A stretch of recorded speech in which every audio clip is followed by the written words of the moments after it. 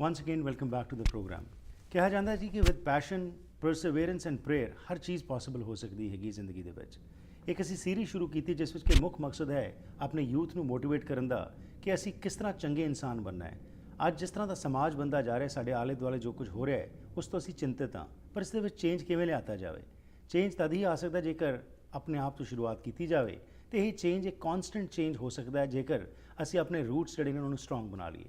ਇਸੇ ਸੰਬੰਧ ਵਿੱਚ ਮੇਰੇ ਨਾਲ ਸਾਥ ਦਿਆ ਕਰ ਰਹੇ ਨੇ ਪੂਜਾ ਰੂਪਰਲ ਜੀ, ਜਿਹੜੇ ਕਿ ਆਥਰ ਨੇ ਅਤੇ ਇਹਨਾਂ ਨੇ ਇਹ ਕਿਤਾਬ ਲਿਖੀ ਹੈ ਜਿਸ ਦੇ ਵਿੱਚ ਕਿ ਦੱਸਦੇ ਨੇ ਕਿ ਅਸੀਂ 52 ਵੀਕਸ ਦਾ ਇੱਕ ਇਹਨਾਂ ਨੇ ਕਨਸੈਪਟ ਬਣਾਇਆ, ਹਰ ਹਫਤੇ ਕੀ ਕੁਝ ਕੀਤਾ ਜਾਏ ਜਿਹਦੇ ਨਾਲ ਕਿ ਅਸੀਂ ਆਪਣੇ ਮੁਕਾਮ ਤੱਕ ਪਹੁੰਚ ਸਕਨੇ ਹਾਂ। ਇਸੇ ਸੰਬੰਧ ਵਿੱਚ ਆਓ ਗੱਲਬਾਤ ਕਰਦੇ ਹਾਂ ਪੂਜਾ ਰੂਪਰਲ ਨਾਲ। Welcome to the program. Thank you, Pooja ji. So, Pooja ji, last time what we had talked was that everybody wants to reach one's destination, and there are many ifs and buts. What happens is during the period when you want to reach the destination, you are passionate enough, but many times life flows on, and you have to also flow with life. Now, I was reading in your book, it is written, you're talking about some Dragon Gate, and you have emphasized a full chapter on this. Basically, what do you mean by Dragon Gate? So the Dragon Gate is a waterfall in China, and it's a Japanese folk tale, which I've adapted from the major writings of Nichiren Daishonin. He talks about carp.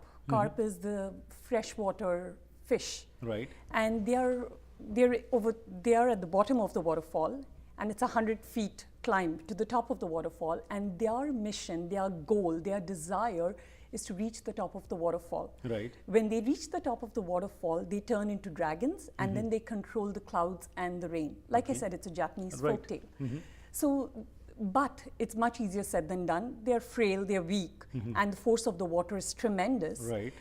And then there are there are big birds sweeping down, which want to have them as food. Right. And a lot of them die in the process, but still there are others watching their friend carp die. They're still attempting to do it. So there's so much passion that I've got to become this dragon. I've got to be able to control the rain and the clouds, and I've got to make that difference.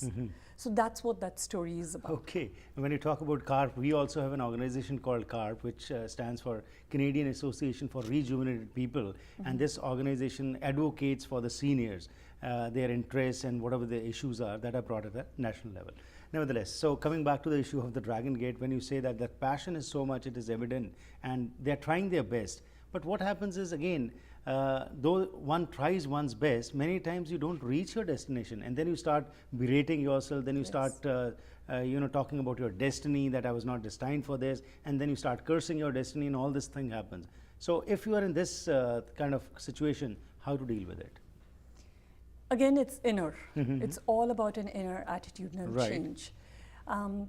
And I think sometimes we become our own greatest enemies because we lose faith in ourselves. Right. If we lose faith in ourselves, I don't know how we can expect anybody else to have faith and keep rooting for us. Right. So it's important for us to truly believe in our capabilities, because each of us has infinite potential, and that's the truth. We are all capable of much greater things than we even imagine. Right. It's just that we don't allow ourselves to get there. Right. We disbelieve in our own selves, in our strengths. Here I would like to focus on our youth, because what we are finding in the world today, the way individualism is increasing, and way we are raising our children, and way we are seeing our youth today, one gets disheartened also many times, because though there has been a generation gap always, but now what we find out is that our children want their way or the highway kind of thing approach which is coming forward. So from this Dragon's Gate thing, what message can be given to the youth that they get committed to what they want to do, and they don't astray from their own path, what they want to establish? I also think that besides wanting their own way or the that highway, yes, they also in a lot of hurry to get everywhere. Right. Everything's got to happen instantaneously for them. So I think the message for them is to figure out what it is that matters most to you. And sometimes they miss the woods for the trees. It's good to have friends, it's good to hang out, but what is your ultimate goal in life? If you're a student, then you want to be studying really hard and making that the focal point, because that's what is going to help you achieve your to get to your final destination. Right. The other thing is, it's important to have youth with high self-esteem. And that's where we as parents play a role. Right. Because if our kids have high self-esteem, then even when they go out in the world and they have friends who are trying to tell them, you know, it's cool to do drugs, it's cool to smoke, it's cool to drink, Right. they will not be influenced because they have such a high self-esteem. Right. And that's our gift to our kids.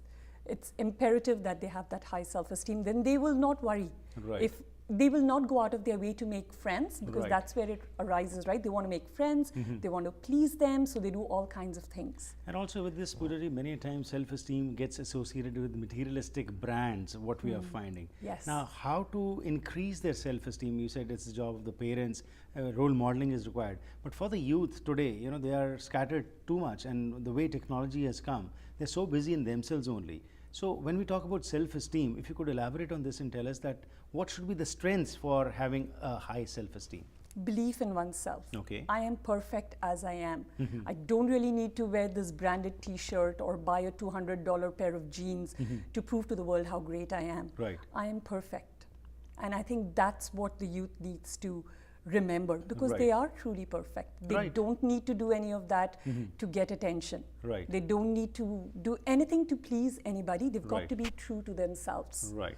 And that's critical. Another thing what we hear many times is about surrender to the universe, let life flow through you. And this is a very major saying. Many religions talk about it, and there are many things in which people also say, well, when things are going our way, then of course I am the one who has done it. But when things don't go my way, then I start saying, oh yes, we should just surrender to the universe. So when we talk about surrender to the universe, could you elaborate on this and tell us that what actually does this mean? Because another view which comes when we talk about surrendering to the universe is that if we surrender to the universe, then nothing will happen, the life will just stop, there will be no progress. Could you elaborate on this? Yes. I think each of us, we kind of have a soul contract, S-O-U-L, contract. So before we came down to this planet, we made a deal with our Creator. This is what I'm going to do in this lifetime, because life is eternal. Right. This is the body I have now. Next lifetime, it'll be another body in another place with another set of family members. So we all have these soul contracts that we make. And each of us has been given a gift to achieve that contract. Right. Right?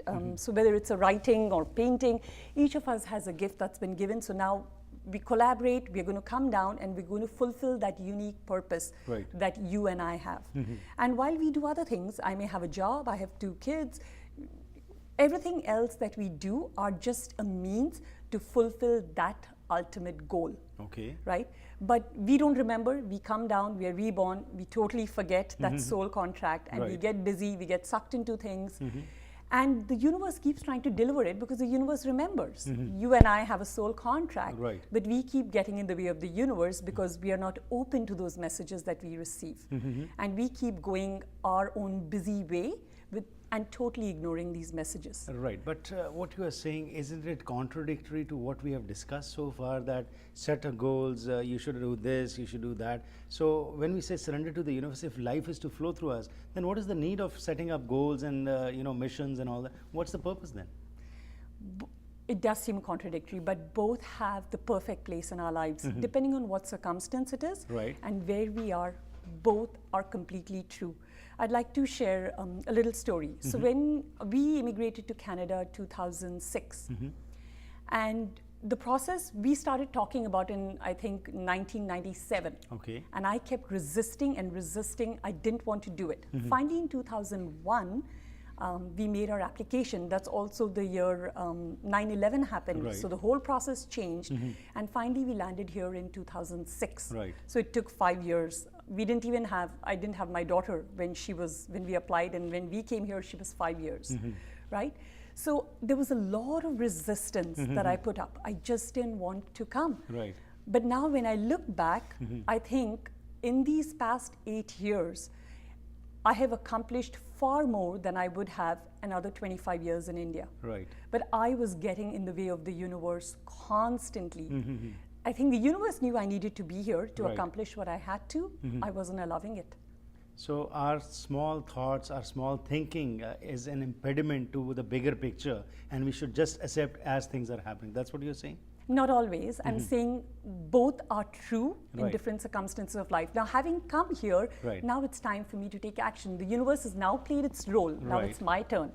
And then again, it may be the universe's turn. So I take a set of actions. Right. And then sometimes I just have to wait, be patient, and wait for my next message. If I'm constantly doing things, running, taking action, I'm not going to be able to hear those messages. Okay.